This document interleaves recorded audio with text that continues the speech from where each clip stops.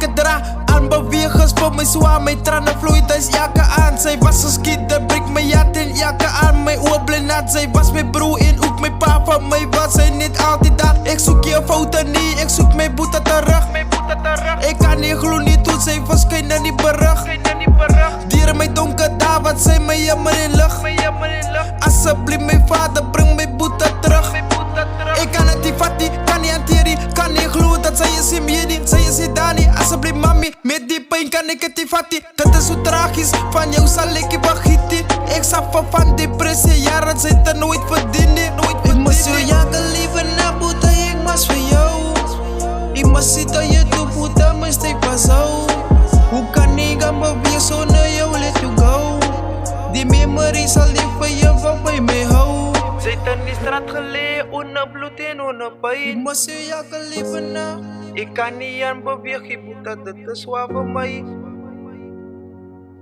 Dit is waar voor mij. Ik wens ik kan jou niet zien voor je laatste tijd. Voor je laatste tijd.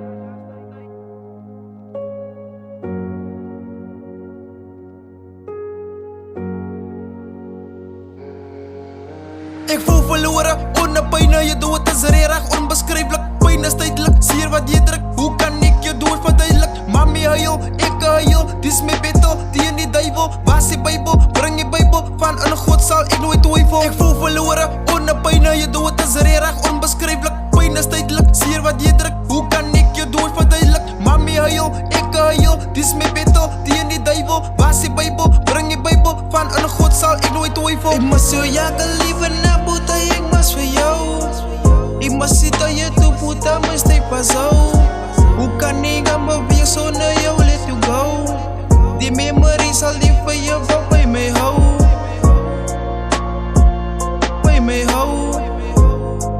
Die memory zal lief voor je van bij mij houden.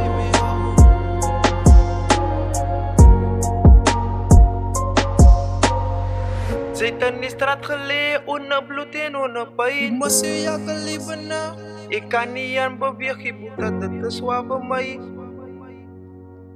Dit is waar voor mij. Ik wens ik kan jou niet zien voor je laatste tijd. Voor je laatste tijd.